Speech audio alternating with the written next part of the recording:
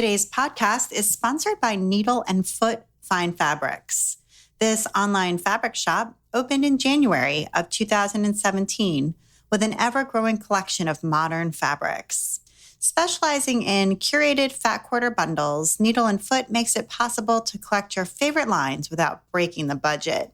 Use the code WHILESHENAPS15 to save 15% on your purchase. Check them out at Needle and Foot on Etsy. And now, here's the show.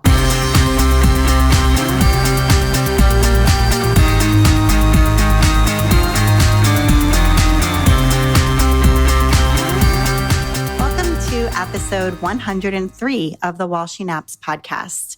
I'm Abby Glassenberg. Today, we're talking about cross-stitch with my guest, Jamie Chalmers, also known as Mr. X-Stitch. Jamie took up cross-stitching 15 years ago, and he has never looked back.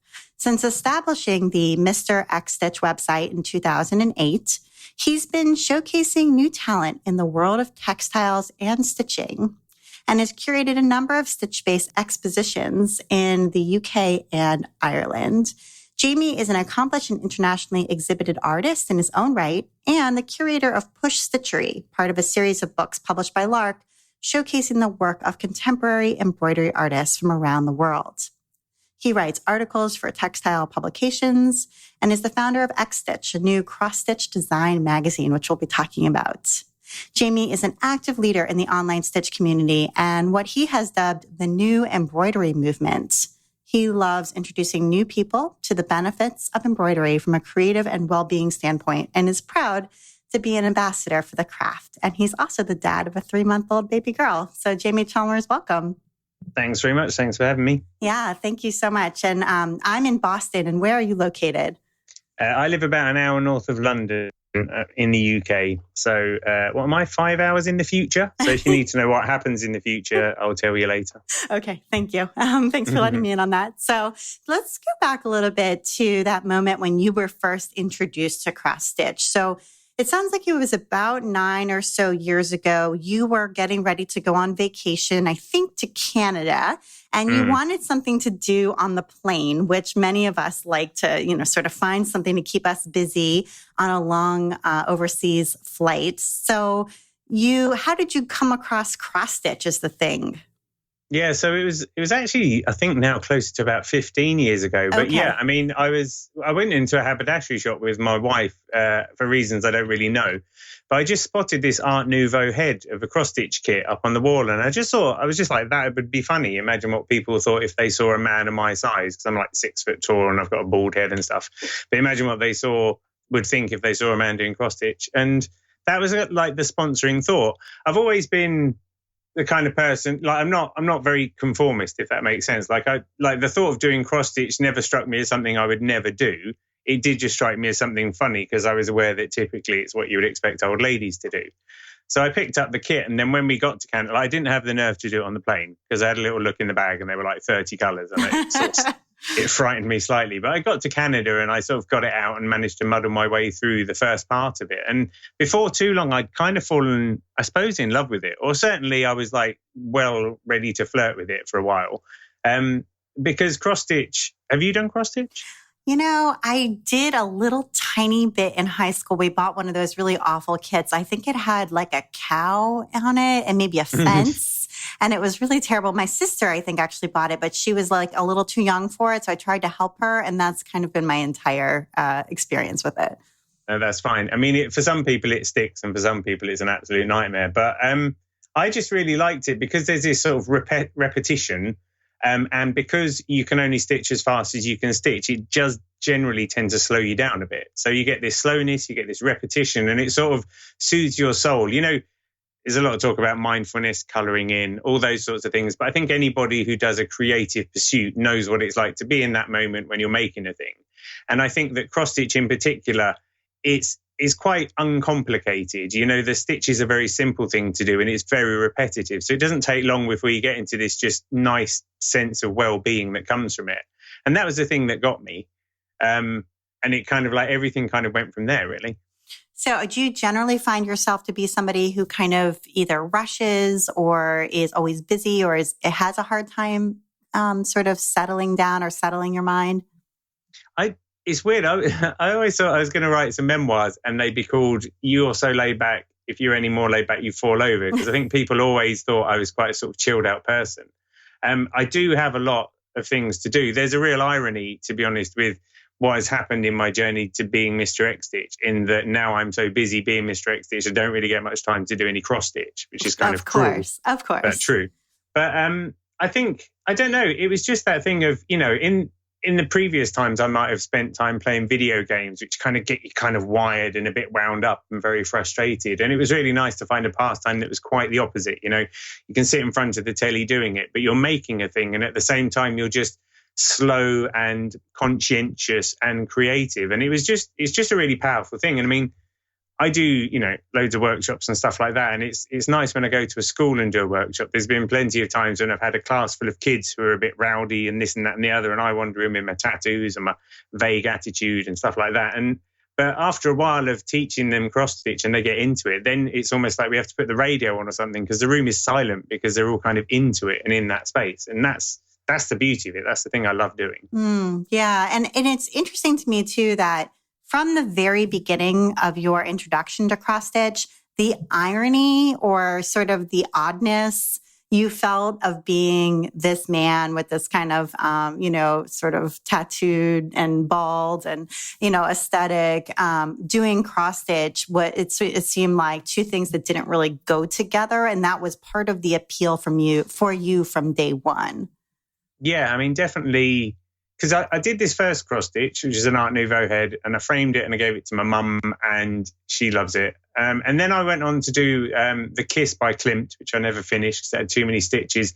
And I did a couple of others, but there wasn't anything that reflected my taste. And I think that was what prompted me to get some software called PC Stitch, which I then used to make my own patterns. And then I started an Etsy store and it kind of went from there. But all the time it was just this thing of going, it looks as though cross stitch is meant to be for a certain person of a certain type. And, I like kittens and I like country cottages, but I have no desire to cross stitch those. And to find things that were different was part of the challenge. And I think I've always kind of had that thing. When I started my website in 2008, it was a thing of sort of taking this stuff seriously, but not taking it too seriously. And I think that's probably like my main ethos. Like I really struggle with being sincere for too long because it kind of hurts. And so I have to make a wisecrack or something. Got it. And in the same way, I don't have time for people who are very sincere in this must be the only way that it's done and it's holier than thou and stuff, because in the real world, I think, it's a kind of a bit of a free for all. And so anybody can do things the way that they want. And so, when I started the website in 2008, at first I would just talk about the stuff I was doing. But over time, I started featuring the work of other people and then observed that some people were doing rude things and some people were doing funny things and some people were doing pop culture things and things that you just didn't see in the mainstream. But they had a place because it's all part of that kind of creative sphere. And I was able to use my novelty as, a man who goes, I do embroidery, as a sort of tool to then share these other things which challenge that kind of preconception. It's almost like your identity was an asset and that it opened the door to doing things differently. It's undoubted that being the man that I am, being someone who's a proud ambassador of embroidery and needlework and having been around for as long that I've seen enough of it and made sufficient connections. But I wouldn't be doing this if it wasn't a novelty. The things I've got, like the tattoos of X's on my arm, and I've got a little necklace that says Mr. X-Stitch, and I have all these gizmos and things that I take when I do workshops. But that's all kind of show business, and it all emphasizes that novelty because that's the thing that then makes people think differently about it. So if it became a mainstream, in other words, if there were lots and lots of men who look like you around cross-stitching and it became sort of the new hip thing, which, hey, it could happen, would you then lose interest? I'd be out of a job. I don't think I'd lose interest because the thing is I really like cross-stitch. I don't get much time to do it, but that inner feeling is still the thing that is underpinning everything. That's the thing I want to teach to other people. I feel that like my role has evolved. Like I've met a lot of men who cross stitch.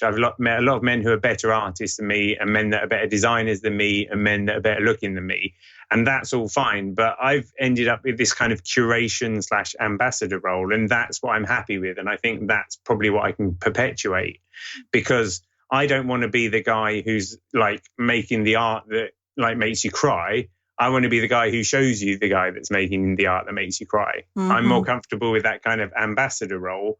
And that's ended up what has happened with the book and the magazine and the website and all those sorts of things. It's a bit about me, but it's more about the world of embroidery. And my bit is just, I'm going to make you think differently about embroidery.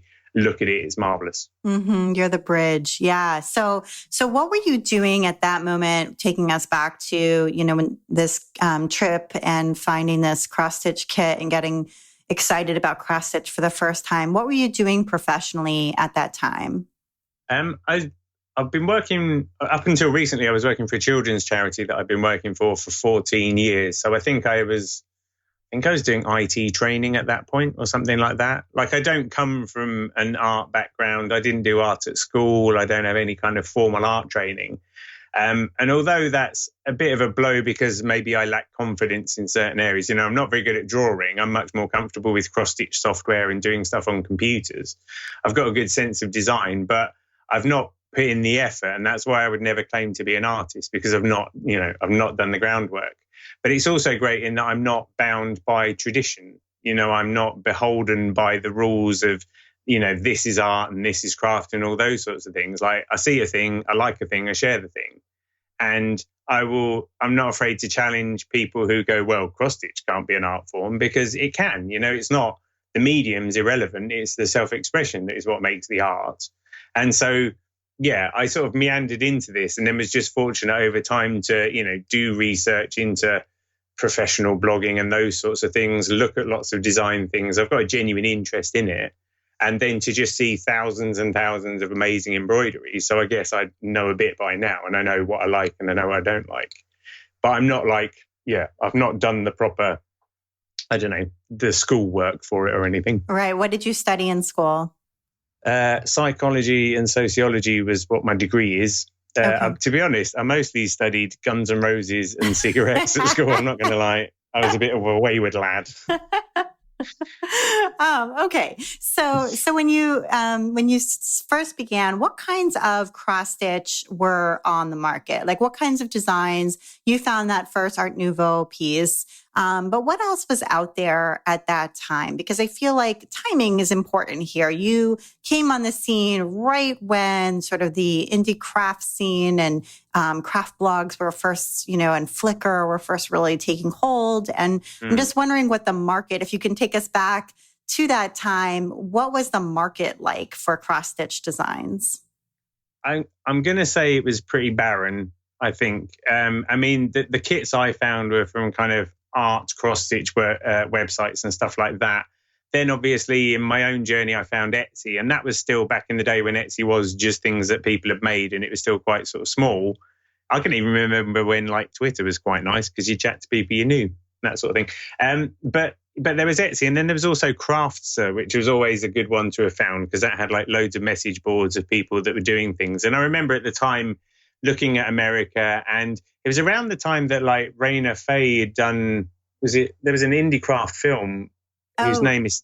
Yes. That Faye, I know exactly who you're talking about. It'll come to me. But yes, there was an indie craft film that Faith Levine made. That's the one, yeah. Yes. And so that happened pretty much at the time. And I was like, oh man, this stuff like knitting, crochet, I was like, cross-stitch is going to be really cool soon. And obviously now it's 9 years later, but I tell you, cross-stitch is going to be really cool soon.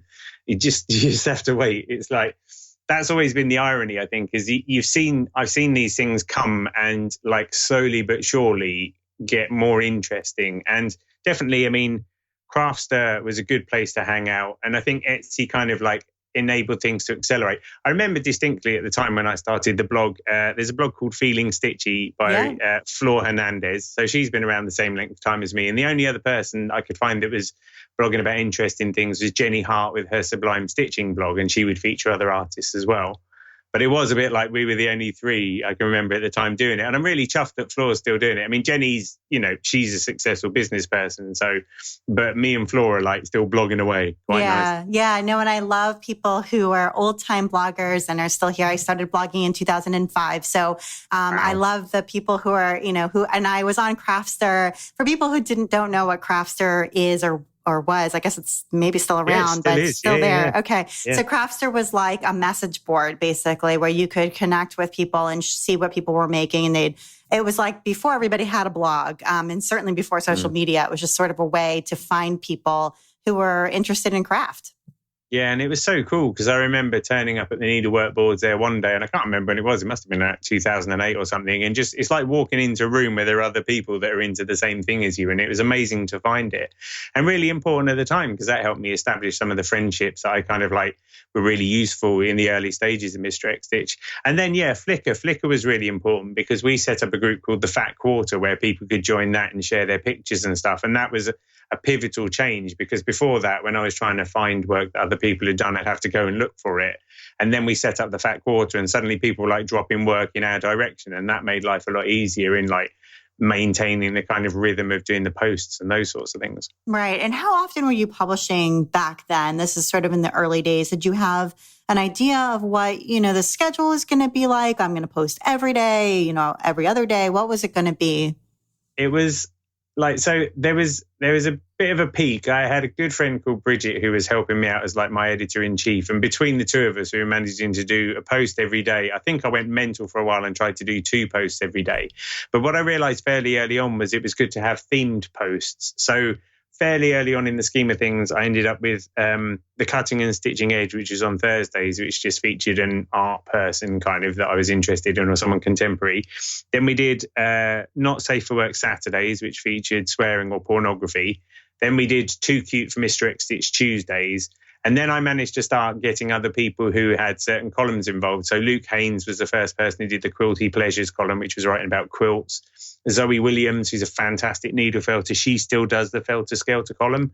There was a lady called Moxie who was a needle felt artist before that. But I just managed to kind of slot in people who would write once a month about a thing that they liked. And then just kind of build in those place markers. And then we came up with the phrase Stitchgasm, which is where you see an embroidery and you go, oh, and that's the thing. And so we just slot Stitchgasms in where we needed. So for a long time, I was trying to do like a post a day just to kind of have that frequency. It did get a little bit of Ryan. I think as other projects have come on board, the schedules kind of got a little bit loose. But I've also realized that's all right. Like I used to be very kind of uptight about it. And I've certainly mellowed out because I don't think anybody died because a blog post didn't come out on time. Right. And also there's just so many other ways to access information now. There was a time in which blogging every day was the best way to build an audience, but that's not necessarily true now. And sometimes, having a less frequent posting schedule, but a really solid evergreen set of content can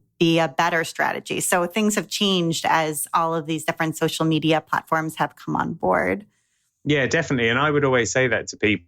Like I would always say, even if you just do 1 post a month, if you're comfortable with that and your audience knows you do 1 post a month, then they'll be ready for it. And it's like managing the other people's expectations rather than, a post a day for 3 months and then burn out and you go silent for 6 weeks or whatever. It's that kind of frequency that you're comfortable with is the most. So like one of the things that's worked really well for me lately is Instagram. And, I started properly getting into that about 3.5 years ago. And I just decided before I get out of bed in the morning, I'll just do a post and I'll share somebody's work. And that's paid off. I'm just on the verge of 30,000 followers on Instagram. And it has been just every single day doing that thing. But that's good because it only takes like a couple of minutes. Whereas like writing a blog post and all of those sorts of things is more time consuming. But you've got to be comfortable with it because you have to consider that if you're successful, you're going to be doing it forever. Right. Yeah, there's no way out. No. I know. I sometimes feel that for sure. I want to take a minute now to talk about our sponsor, Needle and Foot Fine Fabrics. Needle and Foot is owned by Bernie Kringle. Growing up, her father owned 2 fabric stores in the Silicon Valley. And as a teenager, she worked in the shop on Saturdays and in the summer. She's one of 6 girls and was encouraged to sew and made lots of her own clothes. And she even started quilting at age 17. Later on, when she got married and started a family, she sewed lots of clothes for her children and her home. Jumping forward to 2012, Bernie retired from her career in human resource management, and with only one teenager out of her 4 children still living at home, she had time to sew again. It was like finding a dear old friend. She loved sewing blogs, and in 2014, with her son's help, started Needle and Foot, her quilt blog. She decided it was time to take the next leap and start selling high-quality quilting cottons in her Etsy shop in January of 2017. And that was when her first fabric shipment arrived. She's been continually adding to the shop as quickly as she can since then. Bernie creates custom fat quarter bundles from parts of various fabric collections. And this enables customers to purchase a set of fabrics that work well together without having to pay for the entire fat quarter bundle. These are really popular, as are her half-yard bundles, which she also custom cuts. So check out Needle and Foot on Etsy and go ahead and use the coupon code WHILESHENAPS15 and you will save 15% on your purchase. You can use that code as many times as you would like now through the end of September 2017, which is awesome. So check them out, Needle and Foot on Etsy. And thank you so much, Bernie. And now back to my conversation with Jamie. You've always been, it sounds like, about featuring other people's work, highlighting work you find interesting and bringing that to a larger audience through you. That's been sort of your role, as you said, like an ambassador sort of role. Yeah. You've called yourself the kingpin of modern embroidery. So that in that sort of role. And so it sounds like you're using your Instagram exactly in that same strategy. So you're finding beautiful work by other artists on Instagram and then reposting it and tagging them. Is that what you're doing? Yeah, I mean, when I first started doing it, I hadn't really got my act together. But fortunately, thanks to Instagram, particularly like Instagram connecting with Dropbox was really helpful because I had an archive of all the pictures of the posts that I'd done on Mr. X Stitch. So I was able to trawl back through old content from the website and reshare that. And it was always going to be that idea. Same with the website, just introducing people to cool embroidery and trying to make every single day it was different to the day before, you know. So you might see a nice thing, then a nasty thing, then a cool thing, then a dark thing, then a light thing, then a whatever. And just keep doing that and whatever I kind of felt the mood of. But what's been great is obviously, I'd say definitely like the last 2 years or something like that, the pace of it all has picked up and I see a lot more stitches. And obviously then you have your hashtag strategy. So it's like looking to see the people you admire, what hashtags they use, trying to work out which ones work really well for you. For some reason, Creativity Found has been bang on my best hashtag ever. I put it on pretty much everything. But there's all of those kind of techniques which seem to help get it under the nose of more people. But then the thing that always gets me, you think you know what you're doing and you're doing a thing. And then one day you post a picture of an avocado and it gets like 1,500 likes or 15,000 likes. And I swear avocados are trending so hard on Mr. X Stitch is ridiculous. Okay, so avocado pictures. And then you said that hashtag was, did you say Creativity Found? Yeah, Creativity Found. I mean, there were a few that worked. I know that there's quite a few, you get your design sponge ones and stuff. If I've got a colourful thing, then for some reason ABM, and I'll be honest, I don't know what ABM is short for. Oh, it's a beautiful mess. Oh, there you go. ABM, Colour Lovers, and ABM, what is it? Life is Beautiful. Those are always good. But a lot of the time what I try and do with hashtags particularly though is I'll explain what the piece is. So I always make sure if it's a piece of hand embroidery and I hashtag hand embroidery, or if it's applique or quilting or whatever. And then there's a few bits that you can riff off the back of that. So I'll usually hashtag what the thing is. And then if it's an animal or something, you know, if it's a dog, then you bang a dogs of Instagram on there because, you know, that will probably get a bit of traction. And it's just trying to make sure that the hashtags reflect what it is. But at the same time, I don't tend to do more than about half a dozen. And I always make sure there's a Mr. X Stitch one at the back. Because it frustrates me slightly when someone, even if it's in the first comment below, but there's like 50 hashtags, you just feel like that's a bit overkill. So I try to... This is good. It's really good to hear your strategy for sure, because I think that that's something that people are really curious about. Like, how do you, make this work for you? So that's really generous of you to share. No, that's cool. I always think hashtags are a bit like a side, it's a bit like the sort of thing that you might mention on the side of it or whatever. So I do make sure that they're informative, and then I will drop a couple in because hopefully it will just place it in a sort of bigger stream of people paying attention. Yeah. And I think that your consistency and saying to yourself, well, I'm just going to do this every single morning is also a really big piece of success. It is sort of not being inconsistent, but always doing it every single day. So that's good. And it sounds to me too, like, you really have a taste for the irreverent. Like, you're not afraid to post things that have curse words. You're not afraid of sex, sexual content. You have stitchgasm. So you're certainly not afraid there. You're not afraid of, I don't know, things that might strike people as controversial or as, offensive even. And I wonder, when you do post those things, if you ever get pushback, or even in the early days, maybe not so much now, I'm not sure, but whether people, say, oh, this doesn't belong, on a website for stitching, or, keep this out of, that kind of thing. I don't know if you ever get that kind of pushback. In the early days, there were a couple of things that were quite interesting that happened. So I remember once posting a picture of some porn embroidery of some description that someone shared. And with the sex and the swearing, right, I always argue that for some people, like, they'll see swear worded embroidery and it will make them realize that that's okay and that it's a thing, and it might actually engage them and make them want to try embroidery for the first place. So I think that these things have their merit. I think that they not everything, you can see 100 C-bombs and sometimes it's just a waste of time, but I will only share things that seem to have a merit as far as I'm concerned. But I did share this piece once, and then a lady emailed and was really upset about it and stuff, and I thought, well, okay, you're really upset about it, but you've taken the time to look at it. Now, maybe I should be a bit better about that. So what we did with Not Safe for Work Saturdays was we always made sure we had a safety picture of, like, a cute puppy or something. So when you saw the post, there was a picture of a puppy. Then there was a big warning that said, this is going to be rude. And then you had to click on a link to see the thing. So I put that in place so that if anybody did want to then complain about the content, we'd made them jump through 3 hoops to get there, and it kind of dissolved their argument. So I thought that was quite useful. And then one time this is going to be bad. I wrote a post where I was complaining about encaustic art, which I'll be honest, I'm not a fan of, but I appreciate that every art form has its place. So, rubbing a wax with an iron and that sort of thing. And also trowels, the gardening tool, that are kind of painted with flowers on them, because they're not very good design and they're not very good tools. And so, but I did this ranty post about both of those things. And then a lady came back and said, well, I'm disappointed because here's some encaustic art that I do and it's quite nice. And I agreed, it was quite nice. But what it made me realize is that, like, my website, Mr. X Stitch, isn't about the opinions of Jamie Chalmers.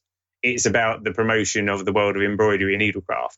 And that was the thing I was going to say about Instagram as well, is it's not really about me. Like, I feel a bit bad because I've got a daughter now and occasionally she slips in and I put a picture of her because she's adorable. But I don't really need it to be about me because I'm not really that interesting. Whereas the world of embroidery and needlecraft is amazing. And so it's easy for me to share those things.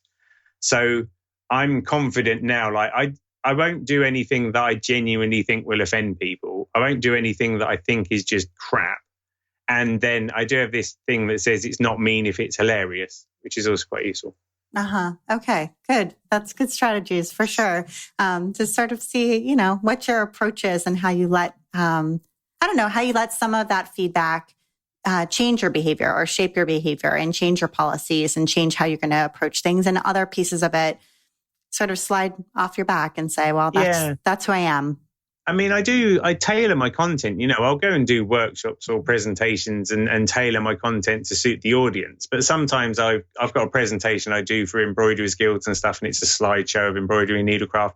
And there's a few pieces in there that are near the knuckle, but they're not sexually explicit, but they sort of are. But I always say to people, like, look away if you've never seen a naked body. And there's a couple of bits that have got, like, swearing in them. And I'm like, look away if you've never sworn. Because sometimes I think that people's, like, sensibilities, like, deny the reality of their situation. That makes sense. So some people are a little bit uppity, but actually if they stub their toe, they're going to swear like anybody, the same as we all do. So it's just trying to dismantle that a little bit. And I respect people's opinions and I respect people's rights to not like the stuff that I show, which is normally where there's a friend of, I'm in a little community choir in the village that we're in. And there's a friend of mine who's I say she's in her 60s and she follows me on Instagram, and she always tells me off when I post a rude thing. So when I post a rude thing, I usually post a cute thing the next day because I'm just remembering that she's out there, just to kind of like balance things back down again. Yeah, actually, I think talking to your readers like that, and you have the advantage of seeing this person often in person, but it is really helpful because then you have a real human in mind when you're posting, and it can really help you to make sure that you're posting something that actual reader wants to see and is going to be okay with. So, so it sounds like, from the beginning, you weren't just focusing on cross stitch. It was like cross stitch was the entry point, and naming the site Mr. X Stitch obviously is, cross stitch focused, but it's actually not really just about cross stitch. So tell us what the categories of stitching that are included are, and then what things sort of don't make the cut to be included on, as far as types of craft that don't make the cut to be included on Mr. X Stitch. But it's always been quite easy for me because when I started it, I kind of looked at what was out there and pretty much said, we don't do knitting because they've got Ravelry, end of story. And we don't do clothes making, dressmaking, because there's plenty of that. So, but it's pretty much anything in between. And what was interesting is when I started out, obviously I was into cross stitch, but then there was hand embroidery in its many different forms. And then machine embroidery, quilting, needle felting, plush toys, which is also meaning soft sculptures. More recently, though, we've included lace and millinery. And I'm pleased that we have a millinery column. It's done by a girl called Kirsten Silverman, who's a milliner herself. And it's great because somehow millinery seems to slip through the gap of, I don't know, it doesn't really necessarily get featured in like dressmaking and all those sorts of things. But it's a needle craft and it's pretty important, keeps your head dry. So it's nice to include that in there. And I'm fairly broad-minded about it, but we sort of have those cuts. Every now and again, a little bit of crochet sleeps in, but I do feel like, there's a distinction there. And, I often joke about it. Like there's two jokes to make. One is I just don't do knitting because it's evil, but I know that it isn't. But then I've got a crochet kit. And I always say that when I'm in the depths of despair in my 50s and I'm an alcoholic and stuff, that crochet kit will bring me back out again. But kind of for now, I'm just championing needlecraft because I think it's weird when you look at the broad perspective of what people think about craft. Knitting has been seen to be cool and crochet, and people are more, you can make clothes out of it. It has a lot of versatility. And a lot of the time, particularly cross stitch as well, tends to be more aesthetic. It's not the most practical of needle forms. And it just gets kind of disregarded as a consequence. And even within the world of embroidery, like cross stitch kind of gets disregarded because there are many more embroidery types that are more sophisticated and more elegant and more challenging. And so it's always, you kind of feel like cross stitch is just this little crappy thing that sits in the corner. And that makes me want to defend it and makes me want to just shout about it, which is why, even though I'm aware of many different embroidery types and I've found a few and tried a few, I still always come back to cross stitch because it's humble, but it's amazing. And I think I call it a gateway craft because you start with cross stitch and you move on to harder crafts. Yeah, I have had another cross stitcher on the show in the past, and she used actually that exact same term, which is sort of fascinating. And have you tried needlepoint? I'm sort of fascinated by needlepoint in that, at I don't know if you know about TNNA, which is the trade show for yarn and also for needlepoint and cross stitch here, and they have a section for needlepoint businesses, and these canvases, people paint them. They're hand painted and they're quite expensive. They're in the hundreds of dollars and maybe more. I don't know. But anyway, I feel like there's a needlepoint shop here in my town that I pass by all the time. I've only been in there once to buy some pearl cotton, but it does seem to be like an aging population maybe. And I'm wondering if you've come across, just out of curiosity, some young, sort of either maybe not young, but young at heart, modern aesthetic, needlepointers out there. Yeah, I mean, there's a few. And I mean, the funny thing about needlepoint and cross stitch, like in needlepoint is 10 stitch. It's like half as difficult as cross stitch, really. But yeah, I mean, my favorite needlepoint person who only does needlepoint is a girl called Hannah Bass. And what she does is maps. And she does maps of like London, New York, Tokyo, Brooklyn, like Dublin. She's done loads of them and they're really like well designed and brightly coloured. And I'm doing one of Amsterdam that is taking me forever. But it's really nice to just have that kind of needlepoint thing. There's a girl called Jenny Henry who's got some great designs. There's another lady called Tina Francis. They've all got really good like design aesthetics. Pom Pom Design is another one. And, I'm always fascinated by the fact that cross stitch tends to be small kits that you buy for like 20 quid over here, whereas tapestry and needlepoint is essentially the same on a slightly bigger scale. The material costs are slightly higher, but somehow you have to spend like 80 quid on them. I always think I'm in the wrong business. But essentially they're the same thing. They're both pixelated art forms. It's just one has a bigger canvas and uses wool and tends to just do that single stitch, as opposed to the other, which uses cotton and does 2 stitches. So, the new magazine that I've got coming out, pretty much all the patterns in there you could do as needlepoints if you wanted, because you just have to wrap your brain around, where the boundaries are and stuff like that. I see. But it is again, needlepoint almost gets even less credit because it's half as difficult as cross stitch. And there's just this mindset that says, it's just old and fusty and all of those sorts of things. Whereas, a quick casual glance around, you put hashtag needle porn into Instagram, is all I'm saying. There's a lot out there. Okay. Needle porn. Is that what you said? Yeah, but, tread carefully, folks. Okay. I'll take a look, but be warned, people. Okay, so I want to talk a little bit about this blog because it is a contributor blog, your blog, Mr. X Stitch. And I think that that's an interesting model, and maybe a model some people could consider adopting because, frankly, maintaining a blog that you write entirely by yourself is a lot of work. If you want to, keep it up to date and current and all of that. So I'm wondering just sort of the nuts and bolts. So is your blog built on WordPress? Yeah, so it's a WordPress blog. I'm the only admin, but I have several authors. The authors, bless them, like literally work for nothing because I don't have any money for. Well, I mean, I'm working on it. Hopefully, I'll have some money through other streams that will enable to pay these people. But a lot of them just do it for the love of it. And what has been great is a lot of them have ended up getting a lot of good karma from it. So I know that there's been people who've written for me in the past who've, managed to get a book as a consequence of doing it, or have certainly their recognition has spread a lot further.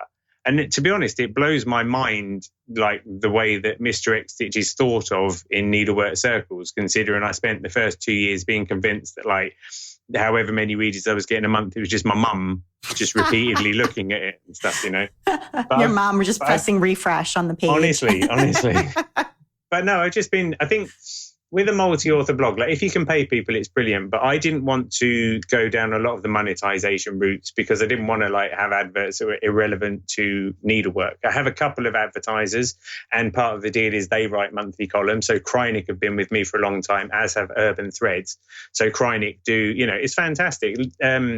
Dina, who writes the column, just has loads of great ideas about things you can do with Krynic threads. We had one on fly fishing recently, and the latest one she posted was how they make metallic threads. So she's always sharing really interesting content. And it's the same with Urban Threads. They do a digitized embroidery column where they show off what other people are doing, and it just reflects well on them and shows them to be, curators and experts and stuff like that.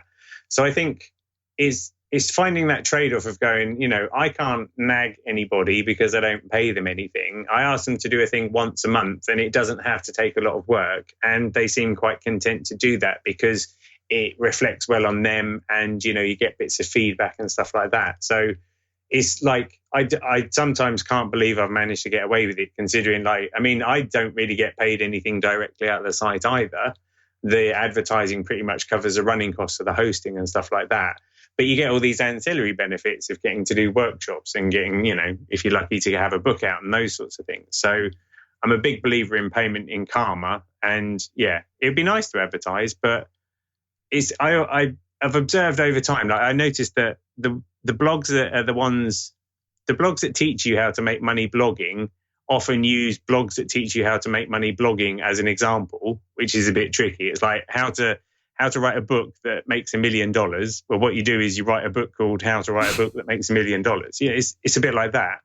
And then there are lots of people where the adverts are incongruous to the content. And you can set up, websites that do function as advertising platforms and provide content. But I didn't want to sell out or, we have a few affiliate Amazon links, but to be honest, they make about twopence a month because I don't push it really hard. And I've gone through phases. Sometimes I would try and do a thing. I tried to put a pay gate in at one point, which meant that maybe you'd read 10 articles for free and after that you'd have to subscribe, but that didn't work. partly on my fault and stuff. I'm looking at Patreon because I think that might be useful. But again, I have to kind of carve the space to provide extra value to people over and above what we already do. But for now, I've realized that, having a mailing list is probably the single most important thing you can do with any of these things, because then you've got permission marketing with people. But just, if you want to have other people write for you, they've got to be into the thing that you're into. They've got to love it because you're getting them to do it for nothing. And then you just have to be gentle with them and like ultra grateful every single day. Yeah. So do they come into the blog, like log into the back end of your site and actually upload their content themselves? Yeah. So they've all got author accounts. And so they can do all that. What I did quite a long time ago was I kind of wrote a guide of how I like posts to be done, treatments of like tags and categories and images and permalinks and all those sorts of things. So it's kind of like, this is like the style guide. And it's not like what to write or how to write what you write, but just how to set the pictures, how to make sure the title is right and all of those sorts of things. So that tends to go out. And then when I've got a new author coming on board, for the first couple of posts, I'll get them to do them as draft, and then I'll check them and then set them for publishing. But after that, I kind of leave them to it. And what I do, and I need to make sure it works, but I use If This Then That, which is like one of the best automation tools ever. But I have a thing set up where on my Google Calendar, a week before a post is due, I have a reminder, and that reminder then triggers a Gmail to go to that person and say, hey, in a week's time, you should just have a post going out. And if there are any problems, let me know. And so that kind of ticks along behind the background and just keeps everybody reminded, or at least I think it does. Doesn't seem to upset them because they don't tell me. But by doing that, then it's pretty much just they kind of have the stuff going on. And then what I try and do is just have a few Stitchgasms in reserve, so that if for some reason somebody can't post a thing and I feel like there's been a bit of a gap anyway, then I can just slot one of those in and some content goes out and it keeps people happy. I think that's a great system. Really, really good, and really good for people to hear, myself included, to have that sort of reminder, sort of automated reminders that go out to people who are your contributors. And then also to have contributors be able to be in control of the process through a style guide and some initial training, in the first few posts from you to make sure, with the draft post, to make sure that everything is done correctly and is the way that you like it to be. But that's a way to run a contributor blog. And I also think it's really interesting to think through direct monetization of a blog versus sort of more indirect monetization. So what you're saying is, you've done a little bit of direct monetization with making ads where, the advertisers get a chance to post and that sort of thing. And they're going to pay you a fee for those.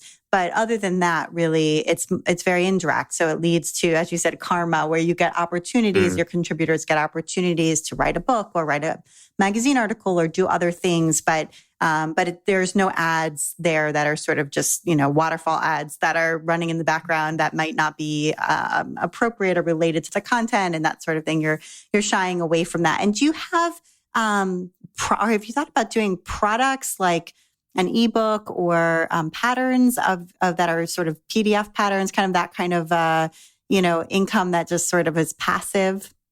It's weird. I'm a massive fan of passive income. It has to be said. So, that's where I've got a few Amazon affiliate links, and I've tried to have a few posts of like, here's 5 great cross stitch books or whatever. Passive income is definitely the way I want to live my life. And I'm a big fan of like the Smart Passive Income podcast. Sure, and, me too. I love the 4-hour work week and all of those sorts of things. What I've learned is that for some reason, despite my best efforts, I'm just crap at selling PDF patterns on Etsy. Like I've got quite a few on there and they're reasonable quality of product, but for some reason they just don't sell as well as other people that do other things. And it used to stress me out, but then that was always the thing. So I set up Mr. X Stitch to support the Etsy site, but actually Mr. X Stitch has taken over and rendered the Etsy site somewhat irrelevant, sort of. About 3 years ago, I think it was, I did a 52 challenge. No, it was 2 years ago because it was my 40th birthday. And I thought, right, every week I'm going to do a cross stitch pattern and I'm just going to give it away for free. So I did that and it nearly killed me, but I just pumped loads of patterns out for free. And they're still kind of floating around the net and stuff. But it's tricky. The thing with cross stitch is it's really simple and it's really easy to learn. And like sometimes I've been invited to do workshops for people and they've charged a ticket price of like £25 to learn cross stitch. And it's almost too much for something that's so simple, despite the fact that it can change your life and you can do it forever.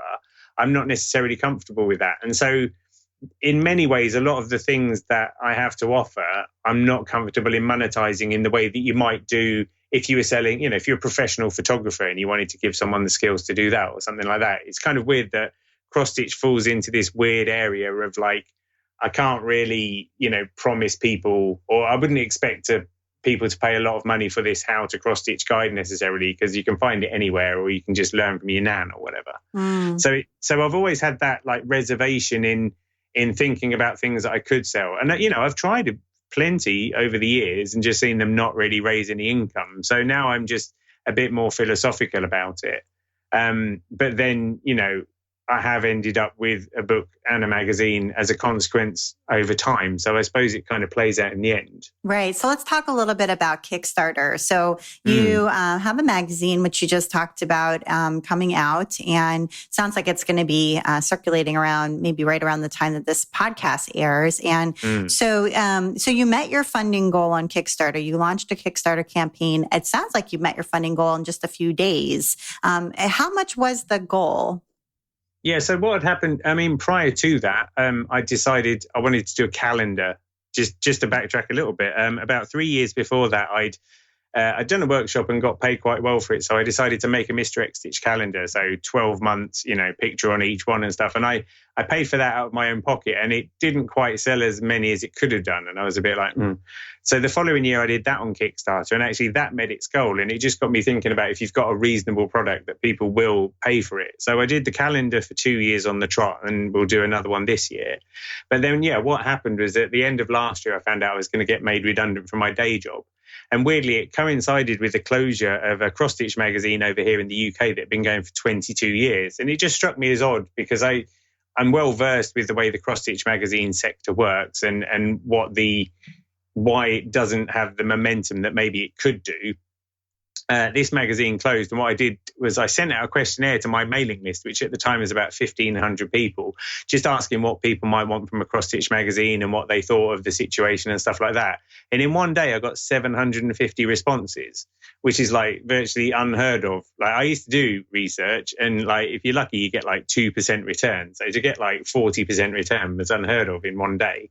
But it just made me think that there was something in it. So I decided, I've done desktop publishing for years. I've been a curator for years. I kind of know what I like. I know what cross-stitch patterns, I just had this understanding of what I would do differently. And I thought, do you know what? Sod it. I'll try it because I've got nothing to lose. So I set a Kickstarter with a goal of £6,000 over 30 days, which would enable me to print, I think it was 2,000 copies of one issue, plus paying people for the licensing and stuff, and just, putting down the idea that I had.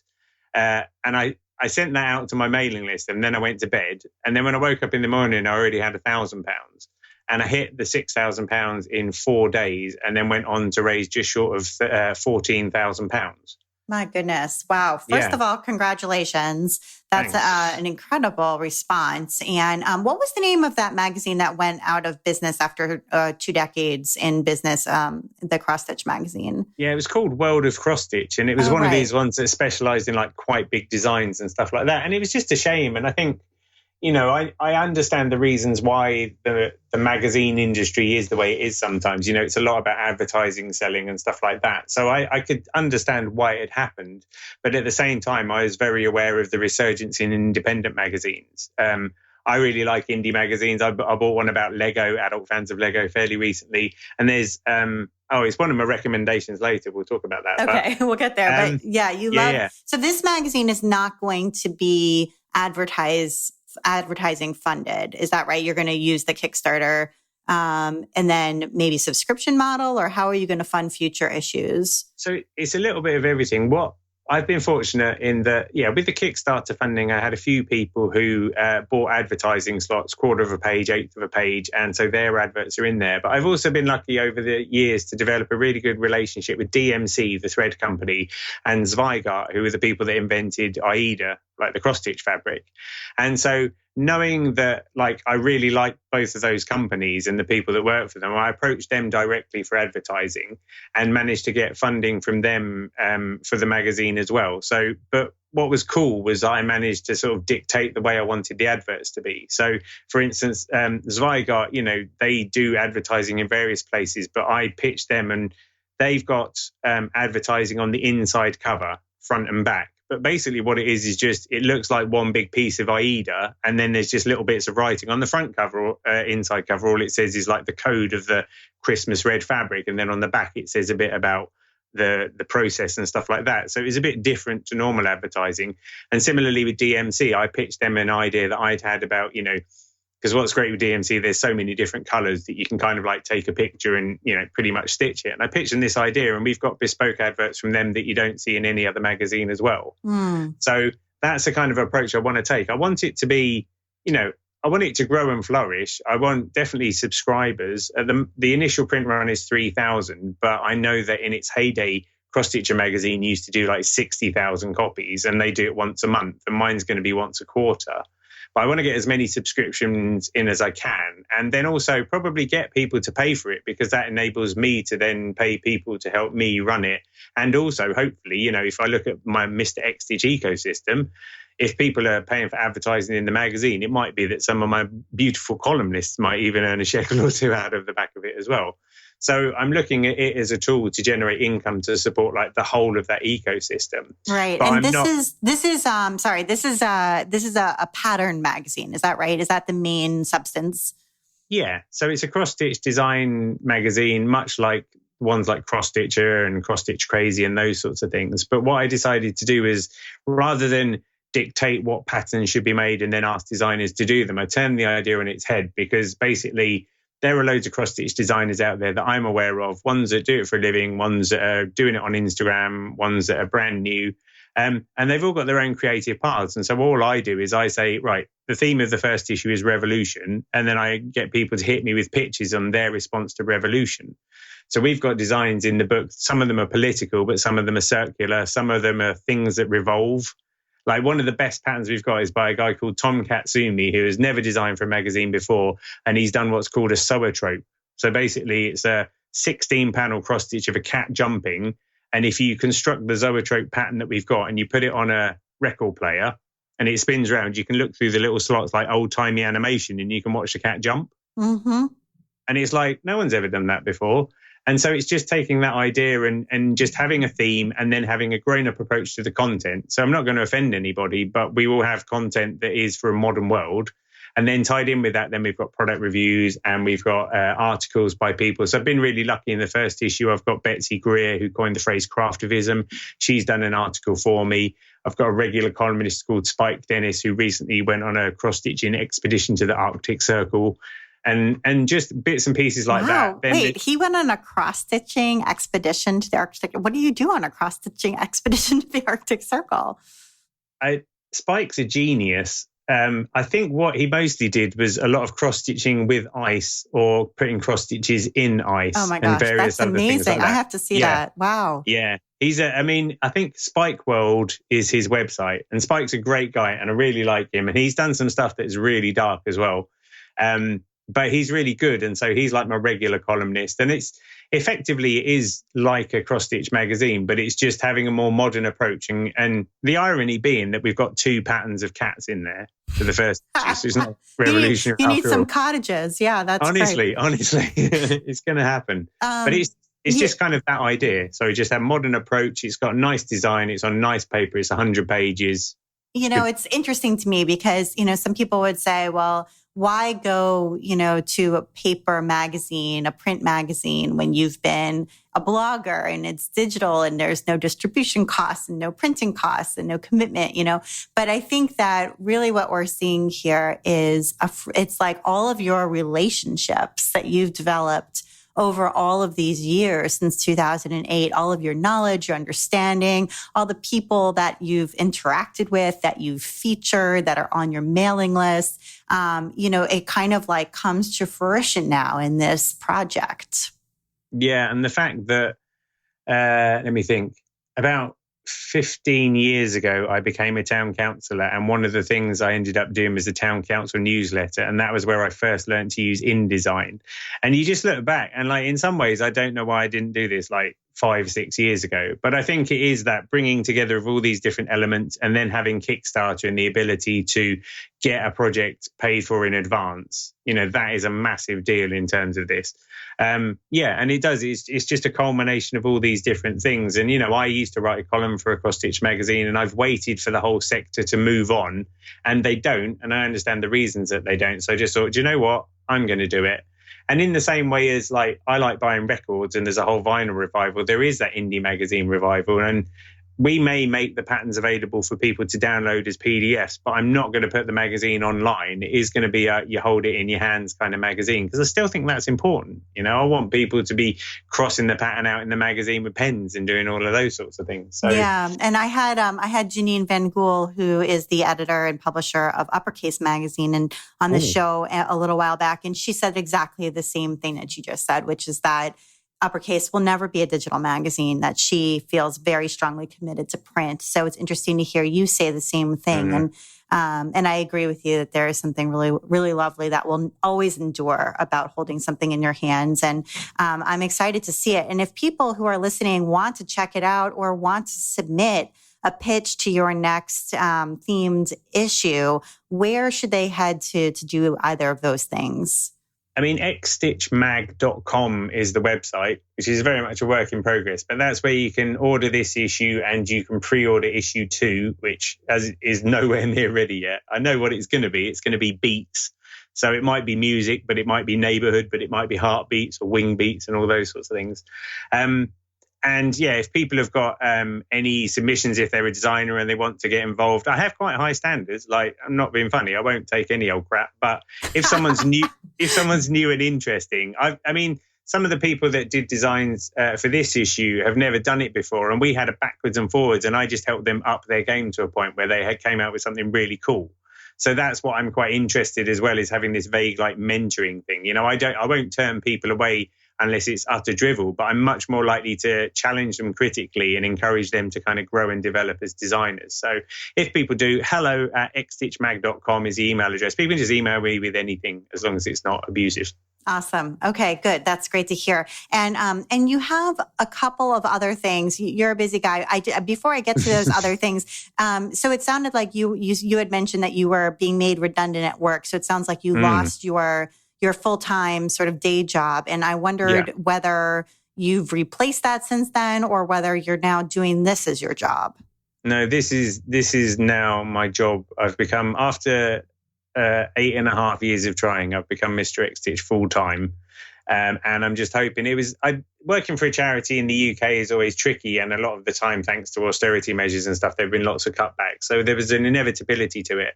And my redundancy package wasn't a lot, but it was enough to allow us a few months of me taking a chance. And I think had I not done the Kickstarter and had the response I'd had, then I probably would be having some other job now. But this has given us a little bit of a cushion, and I've been so blessed with not only the Kickstarter being successful and having 650 backers there, but the magazine's literally being posted out today, and I've had over 500 pre-orders already. So it feels like I'm sort of waiting for it to kick in, and I do hope that people will be able to subscribe to the magazine and those sorts of things, so that it builds this kind of steady income. Because all I really want to do is go around and just make people think differently about cross-stitch and have a bit of a laugh. You were saying about TNNA ages ago. There's a possibility I might be at that in January. And, I'll just work my magic over there with an English accent and a bald head and stuff. Yes, and I think that would be a great move. And the winter show is going to be a suite style show this year, which is going to be, meaning it's mostly going to be in people's hotel rooms, which is sort of fascinating for the first time. But I also think that it's certainly a show more focused on cross stitch and needlepoint than knitting and crochet. So it sounds like the winter show would be the best one for you. And I think that would be a great move, because that's such a good way to make those to do that networking in person and bring the magazine around. And it just seems like such a natural thing for cross-stitch shops around the country to carry. Yeah, and that's it. And so, I'm hoping that the magazine can definitely be the thing that brings in sufficient income to keep a roof over my head, but also to enable other projects. Because I've got other things in mind. You know, I've set up a Twitch TV channel, so I'm hoping that at least once a week people can join me for some live streaming of cross stitch, which is about as hilarious as it sounds, and just various other kind of online activities that I want to do to kind of get a bit of momentum going, because it's a really vibrant sector online, and the real world just needs to be aware of that. And I just feel like this magazine is a spark with which hopefully I can kind of like really get things going. Absolutely. And that just reminded me, I watched, in preparation for this interview, I watched a YouTube video of you. It must be a few years old now, but it was just you cross stitching. Like that was it. And there were like your caption was like, if you can watch this all the way through the end, you get a prize. That was funny. Yeah, because that was cross stitching. That was a project where it was a sort of thing of if people complain about the price of handmade goods, we were like, right, if you can sit and watch us cross stitching for 5 minutes, then you can complain about it. It was just kind of to make people realize how long these things take to do. And that was, I wasn't even half as media savvy then as I am now. That was really funny. So just tell us briefly about your book that's come out also around the same time as this magazine, and also about an upcoming show that you're working on. Yeah, so we'll bang through these. So the book is called The Mr. X Stitch Guide to Cross Stitch. I was approached by Search Press about 2 years ago to do this, and I spent most of last year doing it. And it's a cross stitch pattern book. The patterns are all patterns that I've done, but it's kind of more than that. I wanted it to be a guide to cross stitch, so it explains a lot about cross stitch. It will teach you how to cross stitch, but it'll also explain to you why you should cross stitch. So we have sections on color. We have sections on glow in the dark thread, which is one of my favorite things. And you have patterns. For instance, one of the patterns is the Empire State Building, but a lot of the outlining is done in glow in the dark. So when you turn the lights off, the stars come out at night and some of the windows light up and stuff like that. So that's pretty groovy. We've got a section on thinking outside the hoop, which is where we're stitching on different surfaces like metal and plastic and stuff like that. There's a section on computer design, which gives you the basic overviews of cross-stitch design. If you want to, we use a lot of pineapples as an excuse, but it's basically, if you want a really realistic pineapple, it might need to be really big and that will take a lot of time. If you want to do a quick pineapple, you're going to lose out because it's smaller and more pixelated, and just talking around those kind of terms. And then there's a section called More Than a Hobby, where we talk about things like mindfulness. We talk about embroidery as a therapy. We talk about craftivism, and we talk about embroidery as an art form. So it's really going into like, cross stitch being much more than just this hobby that old ladies do, and it being a really vibrant and valid pastime. And then at the end of each section, I have an interview with what I call an outlier. So someone who's doing something really interesting in a particular subject. So for instance, with cross stitch design, it's my friend Lord Libidan, who does a lot of kind of video game themed cross stitches and 3D cross stitches and stuff like that. And in the More Than a Hobby section, we interview Severia from Lithuania, who cross stitches on car bonnets and things like that. So it's kind of going, here's how to cross stitch, here's some of the reasons why you should cross stitch, and then here's examples of people who've really flourished within that context. And then, fortunately, my friend Stacey, who's a food photographer, took the photographs and it looks blooming marvelous. Wonderful. That sounds terrific. And tell us the name of the book again, just so that people can go look it up. Yeah, so it's called The Mr. X Stitch Guide for Cross Stitch. I know you can buy it from Amazon and all good retailers, and it's published by Search Press, and you can buy it directly from them as well. I often say to people, buy it now, because you should, or wait about 2 years and you'll pick it up in a charity shop for about £10. Okay. And then you have a show coming out as well. Yeah. As if that wasn't busy enough. And obviously 3.5-month-old daughter. Yeah, I'm doing I know. I'm doing an exhibition at a place called Farnham Pottery, which is in Surrey. And the exhibition runs from the 11th of August to the 2nd of September. And it's called The Mr. X Stitch Guide to Cross Stitch. Conveniently. Nice. But what I'm doing is basically it's just an exhibition of cross stitch, and I've got some work from some of the people that are featured in the book. I've got some of the designs from my book and some of the designs from the magazine. I've also chosen a few artists who have done work that I really like who aren't necessarily in the book, and then I've also got a selection of work from the archives of the Royal School of Needlework. So it's kind of this thing of just going, it's old, but it's new. It's like, it's dull. Well, not dull. It's kind of plain, but it's vibrant, and just playing off all these different things to kind of show you that it can be all of this different stuff. We've got a cross-stitch sampler that was done by a girl called Anne, who was aged 12 in 1887. So we've got one of those. And then we've got a pan lid that's got cross-stitch flowers embroidered on top of it. And we've got all kinds of bits and pieces in between. So I don't know the last time anybody just did an exhibition that was just cross-stitch, but that's what I'm doing. Wonderful. And I think it's going to be great. That sounds so wonderful. And I love the incorporating historical cross stitch in there along with, I love when I go to a museum and you can see things across ages that are organized by theme or by type rather than sort of just seeing everything from the Renaissance in one room. You know, like I love it when they sort of pull those things out and put pictures of boats side by side, you know, like I like it organized that way. I don't know, to me, my brain works better that way. So I think that sounds terrific. And I want to make sure that we get to your recommendations. You have three things to recommend. I'm going to skip around. So the first one is something related to coffee. I know you're kind of a coffee snob. So you wanted to recommend the AeroPress. I honestly, it's like my most precious thing. The thing is, I don't think I'm a coffee snob, but when you've had a really, really good cup of coffee in an AeroPress and then someone offers you a cup of instant coffee, like it's really hard. So I tend to go for hot water if I'm offered instant coffee. I've had AeroPresses for quite a few years. And then I was fortunate enough one time to go to Indonesia and another time to go to Guatemala, and like bought beans that had been roasted that day, got them back home, ground them up, made a cup of coffee with an AeroPress, had a little cry because I was like, that's the best cup of coffee I'm ever going to have in my life. But I just love the AeroPress. And it's like, you know, French presses have their place, you know, cafetières, coffee machines and all that. But the AeroPress just does the job. And I literally, like, the seal on mine went about 6 months ago and I had to Amazon Prime same day delivery to make sure I got another one because I was freaking out otherwise. All right, we're going to link to the one that you have so people who want to try it can see which one you have.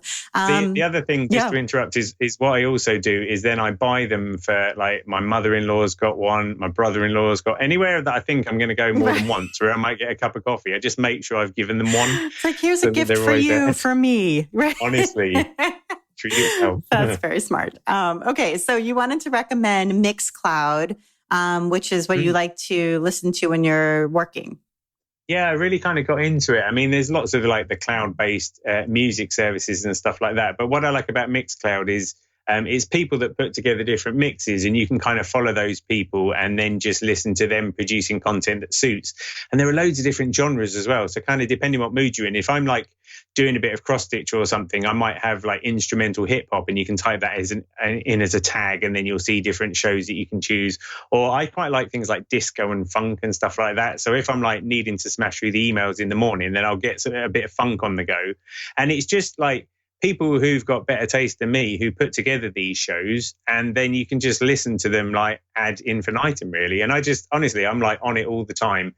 I just wish I had the skills to be able to make my own records. That's great. That's a great recommendation. And then your last one is an independently produced magazine that you had referenced earlier. It's called Stack. Yeah. So what Stack is it's not a magazine itself, but it's like a magazine subscription. Oh, So you pay your money, and then what they do is each month they send you out a different independent magazine. So I've been a subscriber for a couple of years, and I've had things like cycling magazines, architecture magazines. There was one about migrants and politics. What they do is they choose really interesting magazines, whether from a design standpoint or a content standpoint, and they just send you out a different one each month. So you never get the same one twice, but you're bound to read something that you've never seen before. And certainly when I was in the planning stages of my magazine, it was great to get all these different influences in terms of design and seeing what other people were doing, because it really inspired me to kind of move forward. One of the things I want to do with X-Stitch is make sure that each issue looks slightly different to the last, you know, different in color and maybe font treatments and stuff like that. And it's great to have a diverse range that you can get via Stack to kind of riff off of. So yeah, I really recommend that, because you just get to read something you wouldn't have found through your own travels. Yeah. And it's also would be an awesome present for somebody who's a reader. Get them a subscription, and then they're going to get treated to that all year long, to something completely different month by month. I think that's terrific. That's a great recommendation. Thank you. Good recommendations. Thank you so much. Thanks so much. Thank you. So thank you for taking the time to be on the While She Naps podcast. I so enjoyed talking with you. No, that's cool. It's been a real pleasure. It's been nice. I haven't podcasted for a long time, so it's good to get back on the old horse again. Yeah, I know. You used to have a podcast, so we didn't talk about that, but I'm glad you're back on and got your mic dusted off. So yeah, it's been great. No. Yeah, that's great. So if you've been listening to the While She Naps podcast, I'm Abby Glassenberg. Visit my blog, whileshenaps.com, where you can sign up for my email newsletter to get the best in sewing, blogging, and small business delivered right to your inbox each week.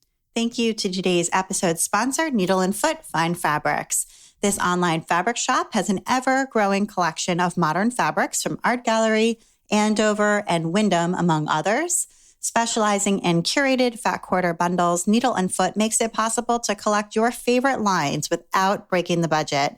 And use that coupon code WHILESHENAPS15 for a 15% discount on your purchase now through the end of September 2017. And if you enjoy the show, tell a friend about it. Thank you so much, and I'll see you next time.